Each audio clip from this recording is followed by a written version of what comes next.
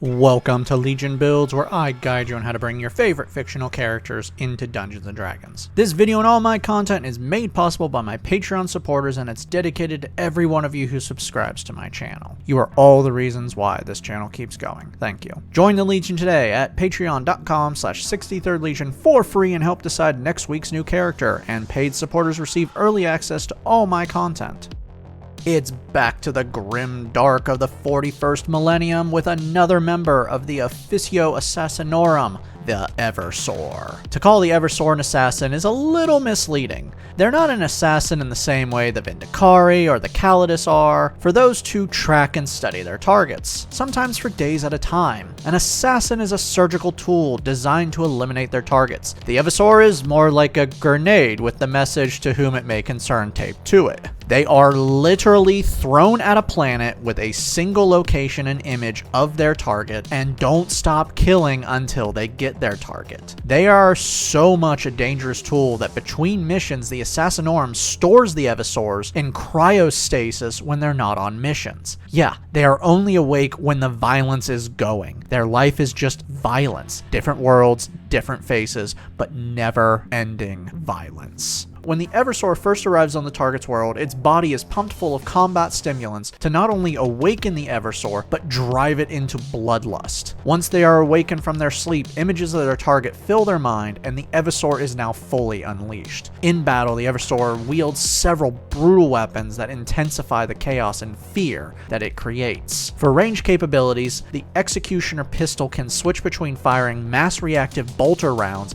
and darts coated in neurotoxin. If that isn't scary enough, the Eversor's left hand is a Freddy Krueger claw glove coated in more neurotoxin that it wields with a short-bladed power sword. On top of everything, there is a bomb connected to the Eversor's heart. Oh yeah, it goes full Predator when it dies. If they die, that is, as they are pumped so full of combat stimulants, they don't feel pain anymore. This also leaves them foaming from the mouth monsters that will die if the chemicals stop. For today's build, we'll be using the Player's Handbook and Van Richten's Guide to Ravenloft. We're using standard point array to make things simple, and we are multi-classing, but they use the same stats, so it's okay. Make Con 15, Dex 14, Charisma 13, Intelligence 12, Strength 10, and we're going to be dumping Wisdom with an 8. Your Strength is way too low, but sometimes things need to be sacrificed with standard point array. As for Wisdom, yeah, the amount of combat drugs in your brain has made you insane. Reason is out the window. Eversor was a human. I say was because I'm not sure if they count as that anymore because of all the stimulants in their system. Reborn from Van Richten's makes you a hard-to-kill monster. Place +2 into Dex and +1 into Con. Ancestral Legacy grants you 2 skills to serve your new life. Take History and the Religion to better understand your place in the Emperor's service. Knowledge from Past Life grants you an extra D6 to any skill check you make. You can do this a number of times equal to your proficiency bonus between long rests. Deathless Nature makes you harder to kill. You have advantage on death saves. You have advantage on saving throws against diseases and poisons. You have resistance to poison damage. You don't eat, drink, or breathe. And you don't sleep and can't be put to sleep. Your long rests are 4 hours long where you are fully aware of everything around you. Yeah, Reborn really describes the Eversor pretty well, doesn't it? To finish out your lineage, you know the language Common and one other of your choice. For background, grab Perception and Investigation. You gain 2 more proficiencies, and I'm going to say languages are out. Because of your training, and I'm really assuming you've been trained and you're not some stimmed up lobotomized monster, I would take some stuff to help with your missions. Grab the Alchemist tools to help craft chemicals and Smith's tools to maintain weapons. Level 1 rogues start off with 4 skills. Take Acrobatics, Athletics, Stealth, and Intimidation. You're proficient with Thieves' Tools, simple melee weapons, rapiers, longswords, light armor, hand crossbows, short swords, and the saving throws Dex and Intelligence. Sneak Attack adds bonus damage once per turn to attacks with finesse or ranged weapons while you have advantage on the attack or the target is within 5 feet of another enemy besides you. This starts off as a D6 but will grow higher over time. Expertise takes 2 skills you are proficient with and doubles the proficiency bonus to them. Place this into Athletics and Acrobatics. Thieves' Cant is a secret-coded language of gestures, phrases, and symbols that only rogues can use. Think of this as the Assassinorum codes.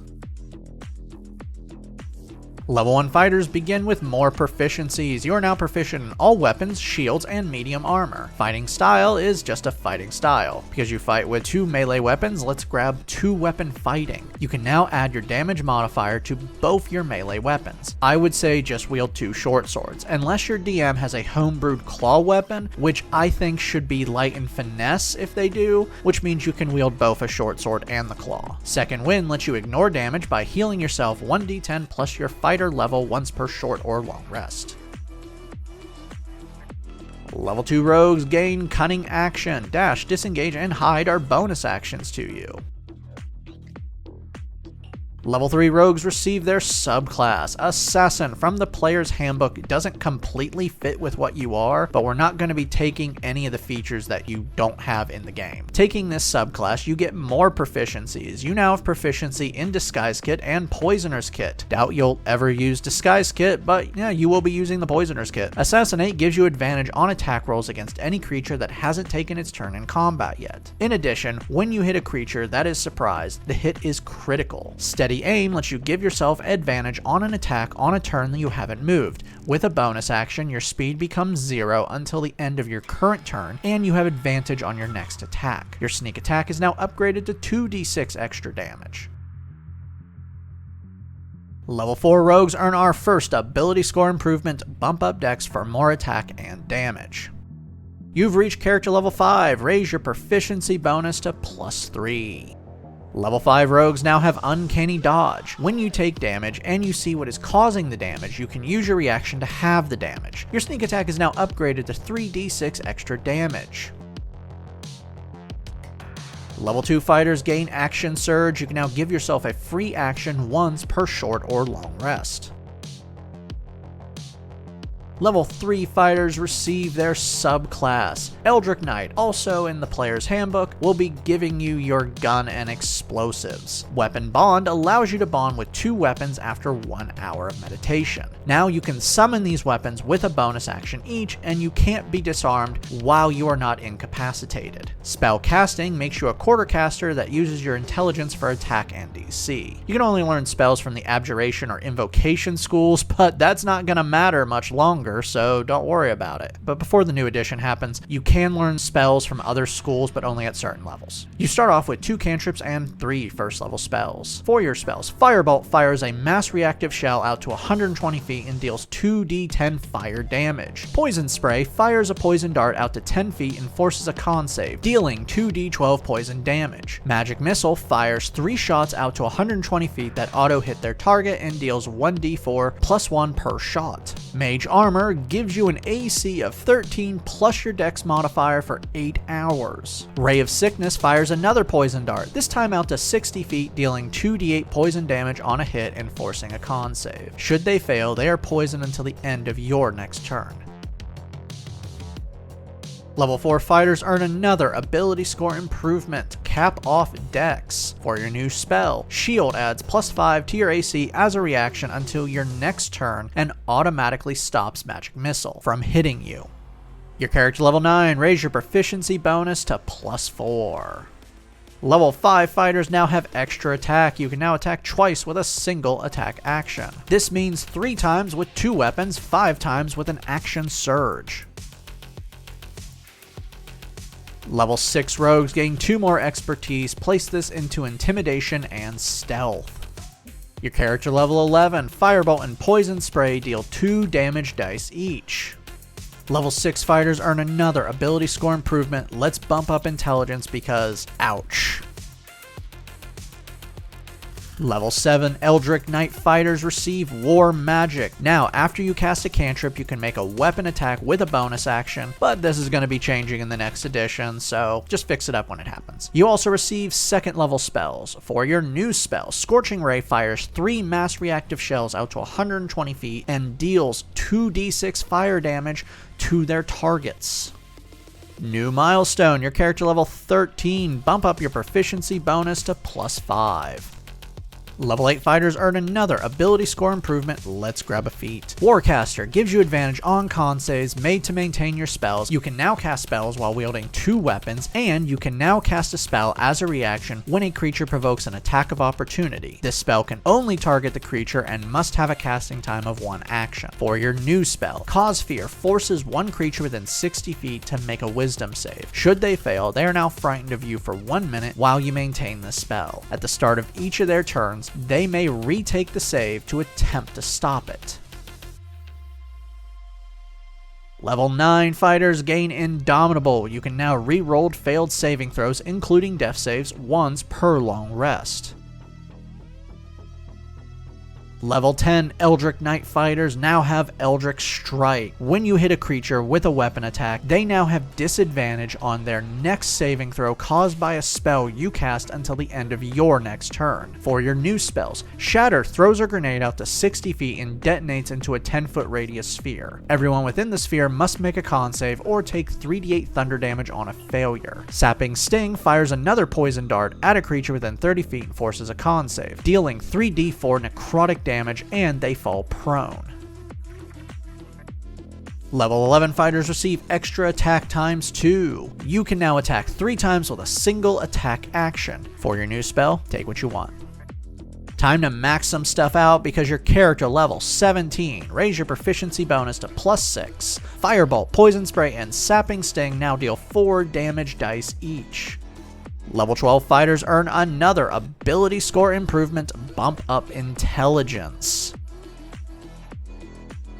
Level 13 fighters now have 2 uses of Indomitable per long rest. You also now have 3rd level spells. For your new spell, Fireball causes an explosion out to 150 feet. Or maybe it's centered on you, I won't judge. The explosion is a 20-foot radius sphere that forces a dex save on everyone within the sphere, dealing 8d6 fire damage on a failure. Not telling you to blow yourself up, but you could. You can have the damage on it, and you can re-roll saves, so why not? You're crazy anyway. Our final level is level 14 fighter, and you earn our final ability score improvement. Get that intelligence up one last time. For your new spell, Fear awakens true dread within your enemies. Creating a 30-foot cone from you, you force a wisdom save on everyone within it. If they fail, they are now frightened of you, drop everything they are holding, and must use their action to dash away from you. They can only retake the save if they break line of sight from you. Now that we've hit level 20, let's recap. Your stats are Strength 10, Dex 20, Con 16, Intelligence 18, Wisdom 8, Charisma 13. Your total levels are Rogue 6, Fighter 14. Let's dive in. You are a vicious fighter. Your standard attack profile is 4 times, and you can bring this up to 7 times. You can add 3d6 to the damage, you are at advantage when you attack before anyone else, and you can crit on a surprised enemy. You can also add poison to your melee weapons. For long range attacks, you can fire out to 120 feet, and you're dealing 4d10 fire damage with your most basic range shot. You can also scare the hell out of your enemies, allowing you to take full advantage of their fear. Finally, you're a tough bastard. You have advantage on death saves, can re-roll failed saves, have an AC of 18, and your total health taking the average is over 170. Downside. Where to start? How about your magic? Until late in the game, your spellcasting modifier is low, which means your spells are terrible. Speaking of magic, you're only dealing magical damage with your spells, meaning your swords are pointless in higher level fights because they can't break through resistances, though you'll get a magic sword eventually. Finally, your 170 HP doesn't really scream Eversor. I had to focus on intelligence to make your magic mean something, which means I couldn't pour that into health. This also means your wisdom score is trash, but that does fit. This can all be made better with better stats. Now, I'm going to complain about one thing. I don't really feel this build is an Eversor, but that's because I can't guarantee you get Eversor gear, so I had to make sure you could get it. Eversors should be barbarians, but because of all the gear and abilities, I couldn't dip into that and feel good about this build. It's a good build, but it's not Eversor. Head out and bring the Emperor's Wrath to those who have scorned his name, and leave the populace reeling in fear of the monsters that will come for them should they stray from his path. Thank you for joining me today. I'd like to give a special shout out to my awesome Artificer tier. Thank you John Martin, Jonathan Haynes, Christopher R. Hunter, and Java Squirrel. You guys rock. Make sure to like and subscribe to not miss a single new build each week on YouTube and Spotify, and make sure to check out my Patreon where you can help decide next week's new character.